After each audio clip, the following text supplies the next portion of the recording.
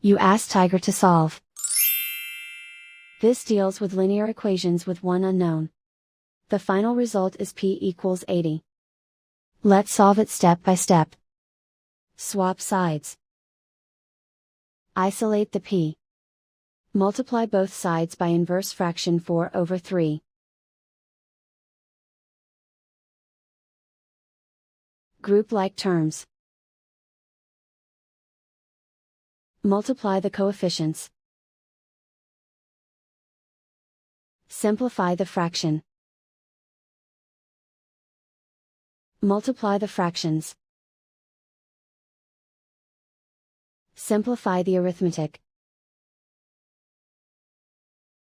And so the final result is p equals 80.